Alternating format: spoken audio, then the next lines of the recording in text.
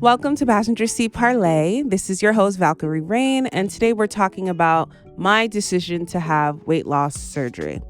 I had weight loss surgery during the pandemic, July 2020. Actually, this summer is going to be my graduation of weight loss surgery, and I'm going to have a full, complex episode detailing my experience from A to Z and just kind of some things I wish I would have done different and sooner. Now, some people may or may not decide to go into weight loss surgery. Some people want to try naturally, but I do have a few things I do want to talk about weight loss surgery, pros and cons. Definitely, before you consider any surgery, and I want you guys to sink this into your mind, before you could unbig your back, you gotta unbig your mind, okay? If you have an obsession with Oreos and pizza, I think you should try to stop eating your fucking Oreos and pizza every day. You can't have weight loss surgery and then want a fucking Diet Coke right after post op. Like, it's just not gonna work that way. You have to deep dive into the psychology of your mind. What is my problem? Do I overeat? And just kind of start talking to yourself and self evaluating. Okay. I can share a quick story about my surgery. So I had my surgery overseas in Mexico during the pandemic. It is so fucking wild, and I'm gonna go into details later on, but nobody knew except my three best friends and my boyfriend at the time.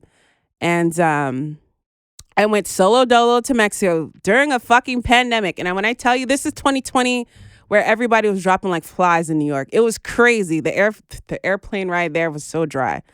But you know what? Something in my spirit said, I gotta go. And I had a vision, I had a dream, and I saw myself going there and being fine. So I'm like, okay, God gave me the A-OK.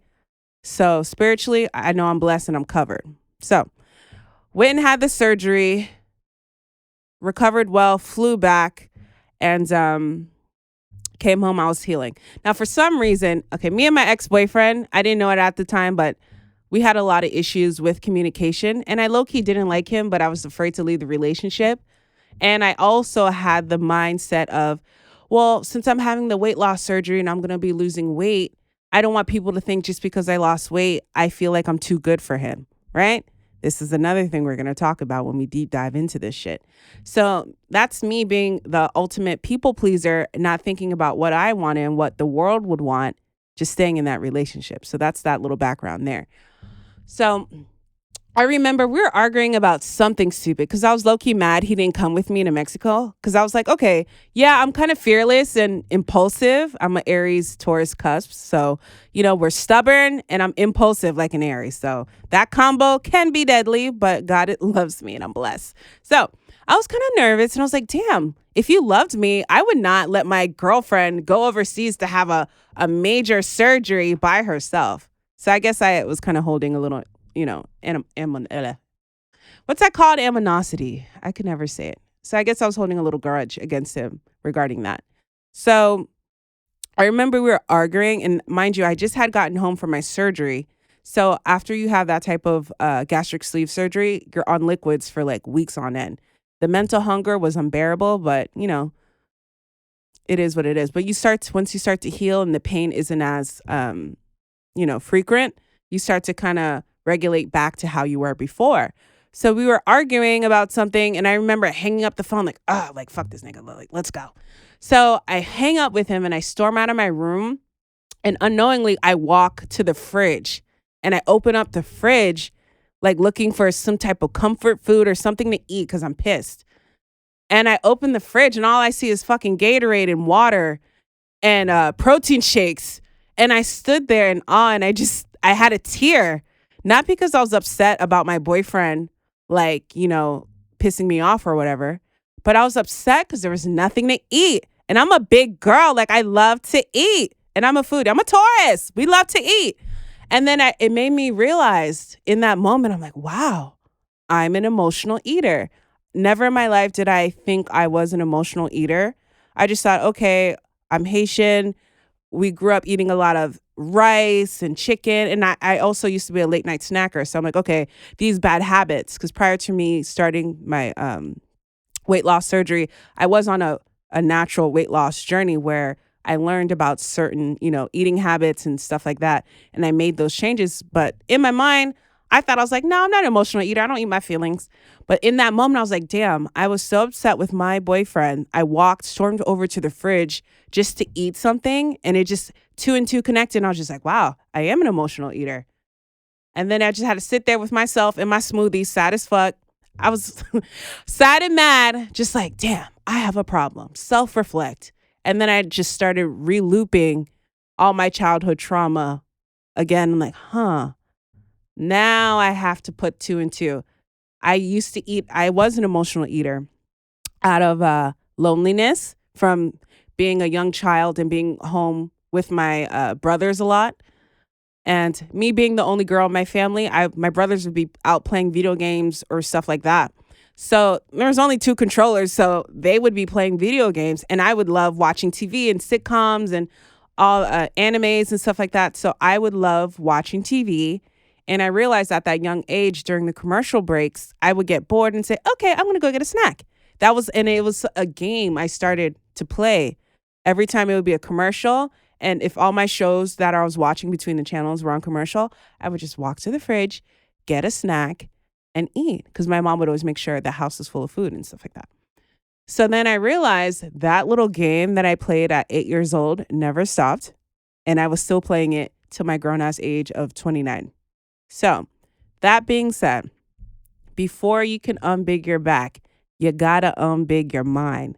You have to deep dive and find out why, what what allocated to you gaining this weight, how were you gaining this weight, and really talk to yourself and say, do I have the capacity and the mental capacity to deal with the ramifications of dealing with my weight gain and weight loss? It's a journey. It's a mindset. It's not going to happen overnight. It is something that you will have to follow for the rest of your life. I have to be on multivitamins for the rest of my life. I need to, and I'm a forgetful person. Like, you need to take care of yourself. You have to drink water. There's a lot more maintenance that goes with having this type of surgery. Yeah, it helps you bring your life back. You lose the weight. You're healthier, lower risk of having cardiovascular disease.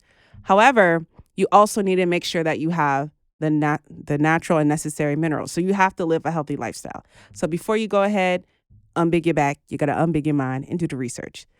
And we'll go into this a little bit further, deeper on Passenger Seat Parlay, where we're going to parlay about this weight loss, because that is going to be a thing. We're going to parlay about this childhood trauma.